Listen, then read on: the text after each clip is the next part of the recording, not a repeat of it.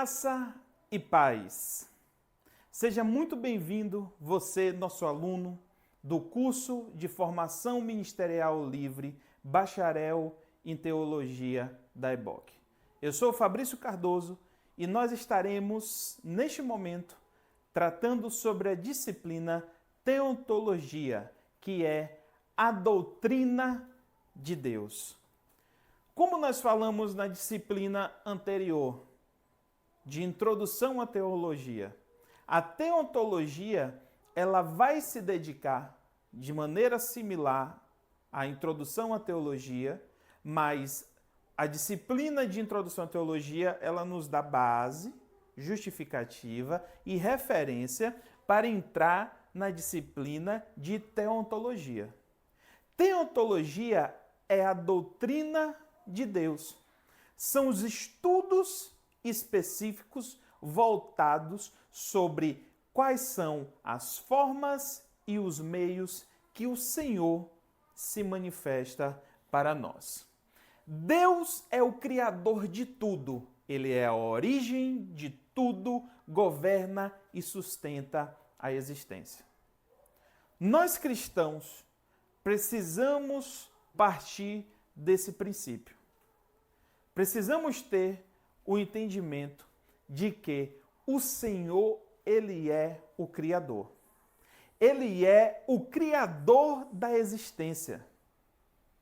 Não seguimos a teoria evolucionista de evolução das espécies, mas acreditamos que o Senhor é o Criador do ser humano e de que Ele é o mentor, de que Ele é o arquiteto, de que tudo que há na existência está submetida à vontade concessiva e permissiva de Deus. O pecado afasta o homem de Deus e o diabo gera cegueira de entendimento para que o homem não creia em Deus. Essa referência está em 2 Coríntios 4:4. Nós fomos criados pelo Senhor. O mundo ao qual nós vivemos foi uma habitação criada pelo Senhor para nós. E Deus, Ele nos fez para a sua comunhão. Nós somos criação das mãos do Senhor. A Bíblia vai nos dizer que o Senhor fez as coisas através da palavra. Ele verbalizou. Com a ordem da palavra, ele criou a existência. Porém, o homem, a Bíblia vai dizer que ele, com as suas mãos, do pó da terra, confeccionou o homem. Ele colocou o homem sobre a terra. Ele fez um jardim para o homem. E o Senhor se relacionava com a sua criação. Deus tinha uma relação de comunhão com a sua criatura. Com Adão. O Senhor entendeu que não era bom para Adão estar só e por isso lhe fez uma adjuntora. Então, nós somos seres criados para comunhão com Deus. Mas o pecado foi que fez esse distanciamento. O pecado é o que nos afasta de Deus. Através da desobediência, que foi o comportamento que gerou o conceito do pecado, do afastamento, do erro e da falha, é o que nos colocou diante de Deus. A Bíblia vai nos dizer lá em Isaías 59:2 que as nossas iniquidades é o que faz separação entre nós e Deus. E o inimigo, a antiga serpente, Satanás, ele gera uma cegueira de entendimento sobre a criação de Deus, para que o homem não creia nele. O Deus deste século, Satanás, ele gera essa cegueira sobre o entendimento do homem, trazendo narrativas ideológicas, filosóficas, para ir contra a palavra de Deus, para ir contra a existência de Deus. E nós iremos tratar nessa disciplina sobre esse conteúdo. Nós precisamos conhecer e prosseguir e conhecer ao Senhor, Oséias 6:4. Essa é a recomendação do Senhor, esse é o direcionamento do Senhor.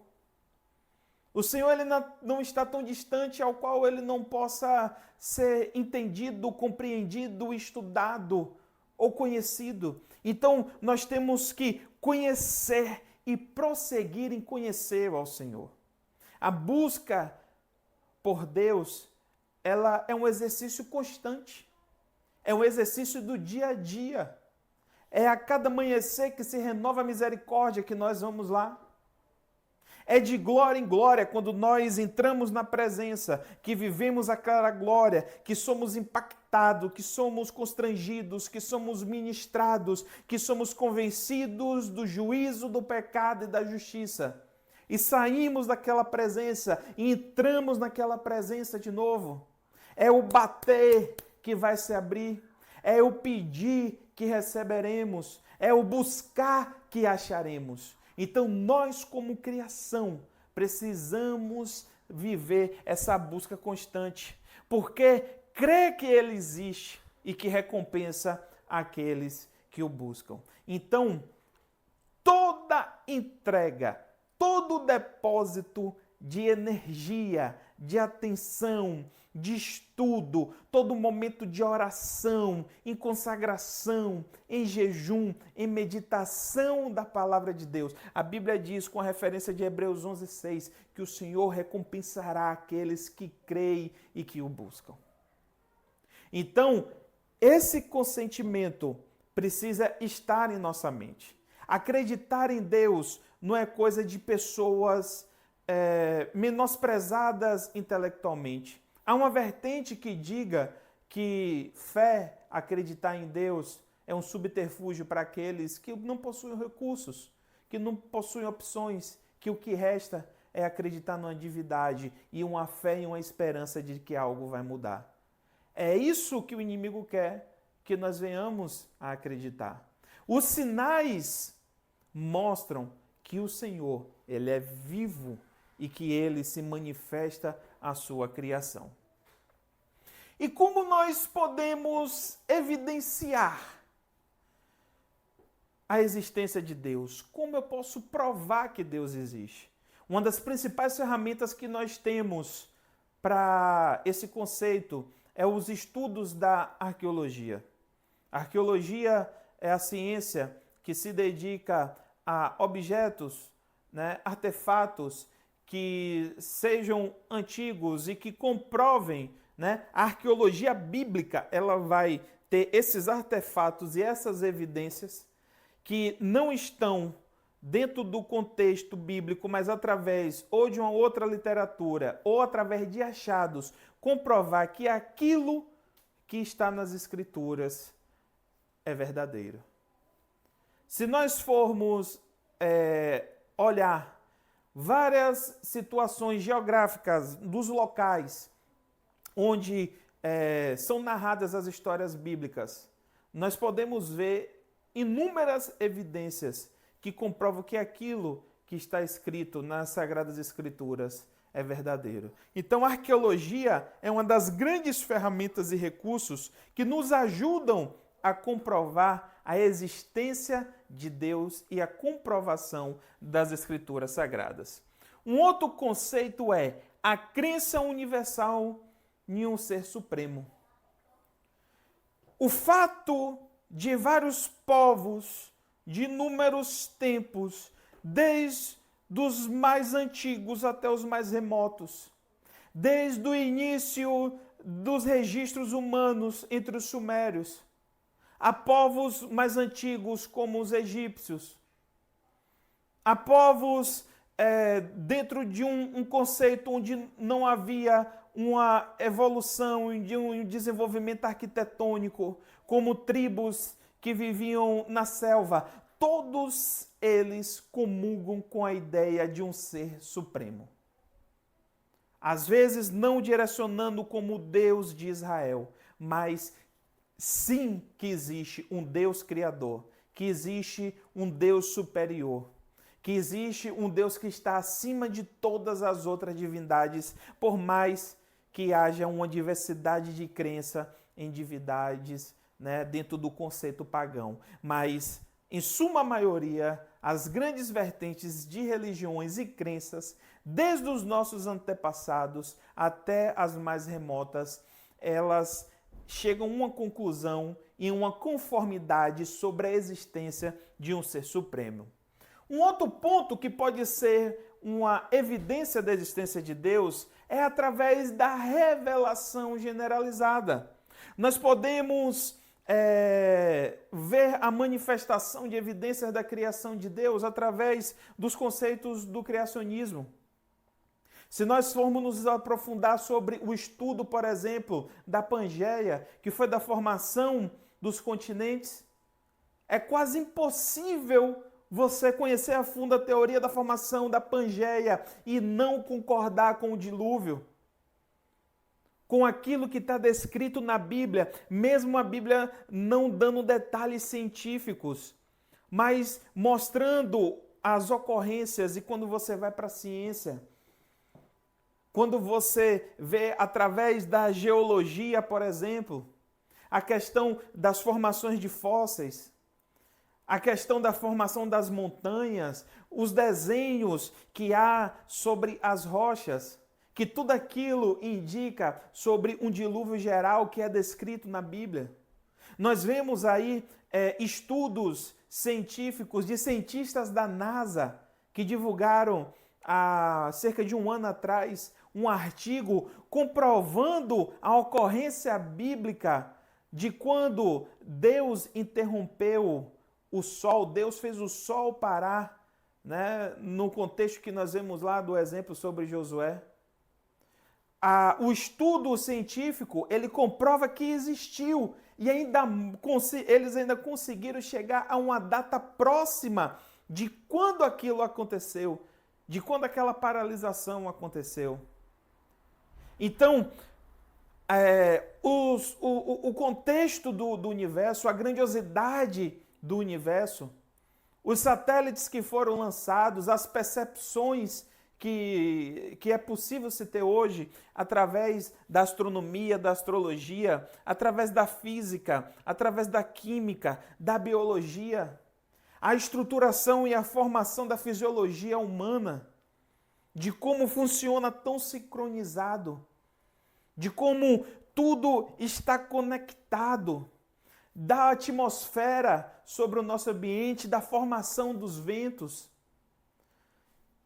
Tudo que há em nosso planeta e tudo que pode ser estudado como ciência, tanto na física, na química, na biologia, na geologia e nas demais outras ciências, tudo dá a ideia de uma formação e de uma sincronia onde há uma grande intenção e um grande impulso sobre que tudo aquilo é resultado de um Criador. Seria ilógico, talvez, crer que tudo isso é fruto do acaso, fruto de uma explosão, fruto de uma composição através de um meteoro que formou tudo isso daí. Hoje, nós vemos o quanto que os conceitos de ciência e de fé, eles estão se aproximando. E nós vemos a evolução do pensamento cristão, reconhecendo a ciência. E vemos a ciência confirmando essa possibilidade da fé. Estudos da neurologia, da psiconeurologia, né, estão trazendo afirmações e criando até teorias acerca da glândula de Deus que existe no cérebro do ser humano, que fala sobre situações que podem acontecer de maneira positiva no ser humano, de quando ele tem contato com a espiritualidade, de quando ele ora, de quando ele adora. Então, nós vemos hoje que há uma grande proximidade entre fé e ciência. E tudo isso daí é uma comprovação da existência de Deus. Outras duas possíveis evidências sobre a existência de Deus é a vinda de Jesus, o cumprimento. Nós vamos estudar posteriormente em Cristologia, mas nós vamos entender que toda a Bíblia ela está voltada para Jesus. Então a vinda de Jesus é confirmação das Sagradas Escrituras. E nós temos evidências não somente pelo cumprimento das Escrituras, mas evidências arqueológicas sobre a vinda de Jesus Cristo. E um outro ponto que pode ser uma evidência da existência de Deus é a experiência pessoal. Quantas pessoas, no contexto histórico e em atividade em nosso tempo, elas reconhecem a criação ou a existência de um Deus? Como é que grande parte da população mundial se submete à ideia de que há um Deus criador e isso não fosse verdade? Então, nós temos uma quantidade imensa de pessoas no nosso mundo que buscam ter uma experiência pessoal com Deus e que crê que Ele é real. E eu gostaria de falar muito resumidamente com vocês sobre os atributos de Deus. Deus, ele é um ser que se revela de maneira pessoal para com o homem. E nessa sua revelação pessoal para com o homem, ele traz atributos da sua personalidade. E eu resumi aqui, são inúmeros os atributos acerca da personalidade de Deus, mas eu queria resumir os principais aqui para vocês. O primeiro dele é de que Deus, ele é um Deus vivo. Deus é espírito, ele é um Deus vivo. Ele não é um Deus palpável. Ele não é um Deus feito de porcelana, de vidro, de madeira. Deus, ele não é uma estátua. Deus, ele é um espírito. Ele é um espírito vivo. Deus, ele se conecta a nós através do seu espírito. Nós temos comunhão com ele através da oração, através da consagração, através da adoração. Então, nós professamos fé e servimos a um Deus que vive, a um Deus que habita em sua criação, a um Deus que comunga com a sua criação. Deus, ele é fonte de vida. Ele é o Criador.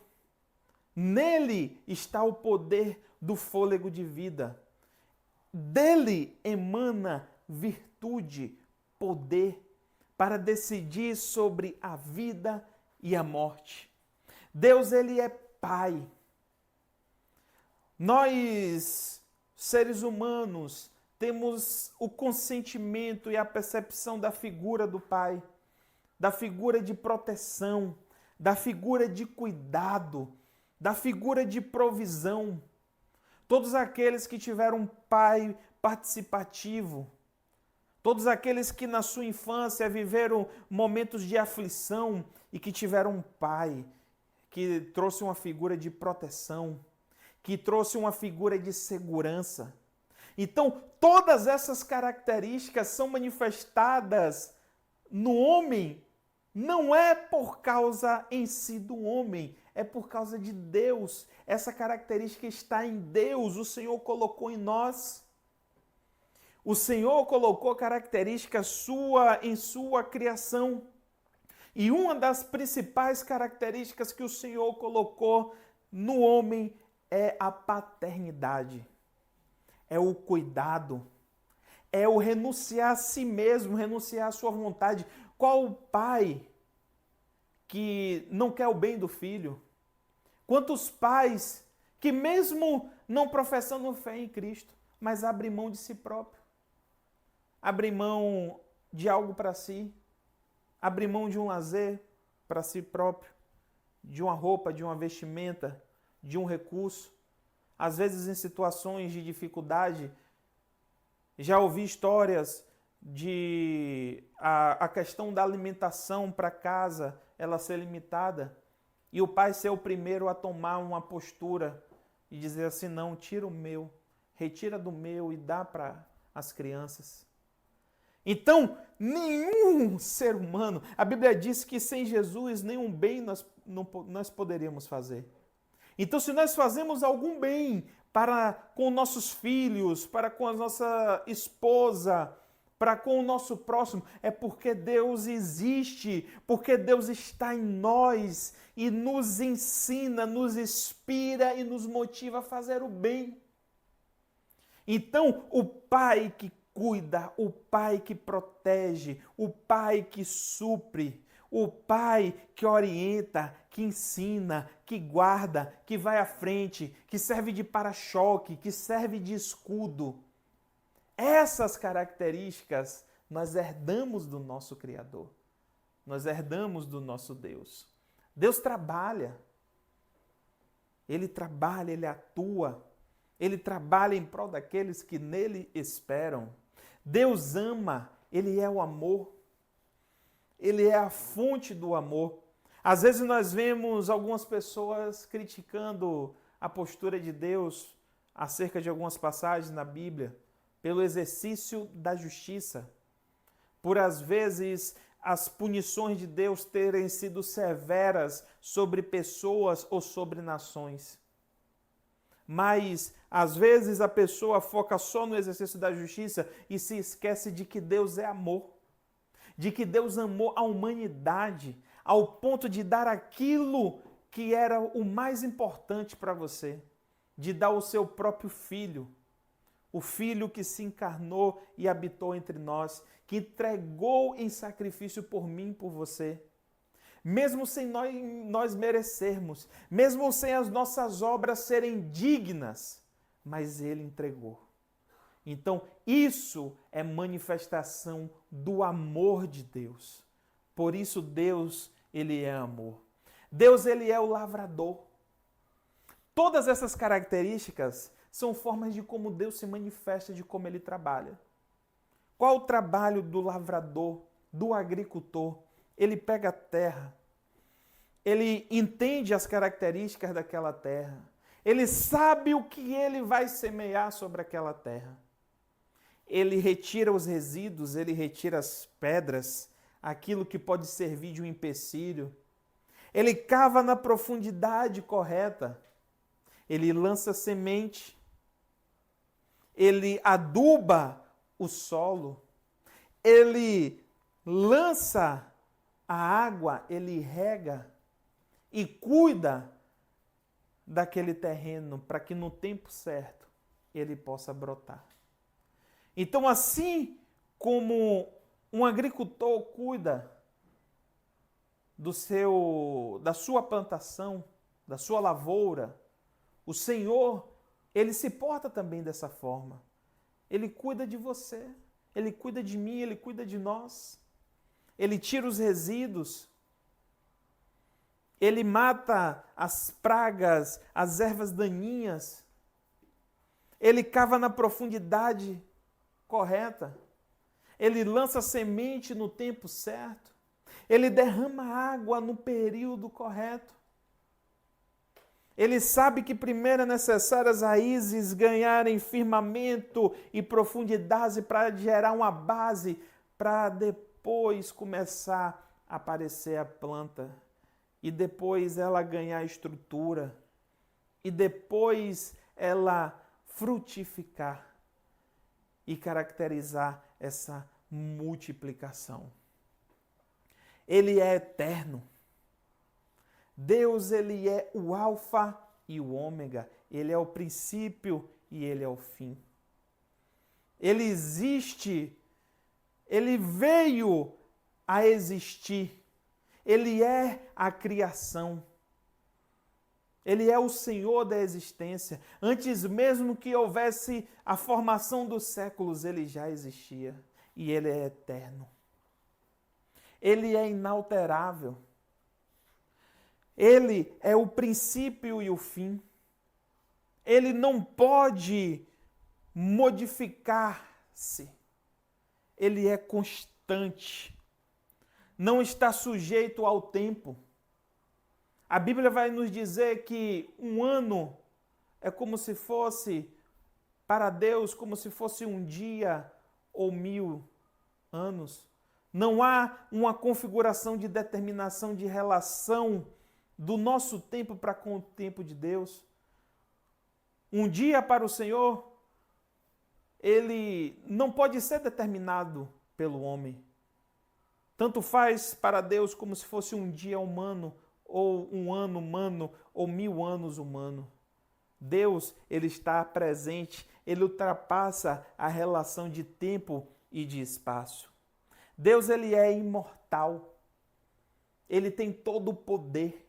Ele é o Deus todo-poderoso. Ele não pode ser destruído, destituído. Ele é imutável, ele não oscila, ele não é como sol e lua, dia e noite. Deus, ele é constante. Às vezes nós vemos algumas pessoas fazerem uma série de questionamentos sobre os atributos humanos, o antropomorfismo que é colocado acerca de Deus. As pessoas pegam situações onde o Senhor se portou de determinada maneira e coloca aquilo como se fosse um atributo humano, como que se Deus se submetesse a questões humanas. E às vezes até a forma de como Deus se submete ou ele se apresenta de uma forma humana é para nos ensinar algo. Mas Deus, ele não é inconstante, Deus, ele é constante.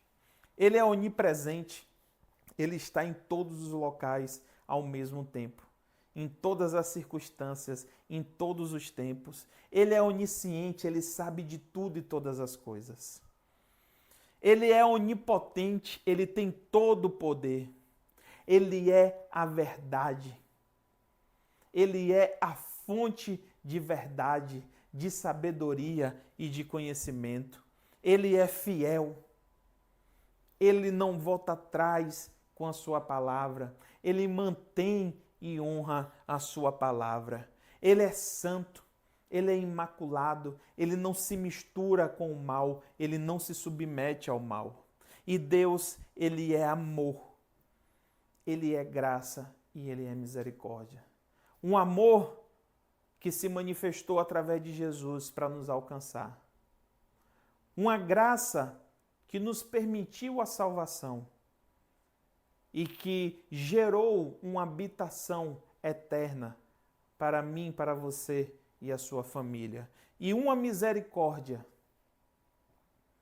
que se renova a cada manhã e que permite que nós não sejamos consumidos.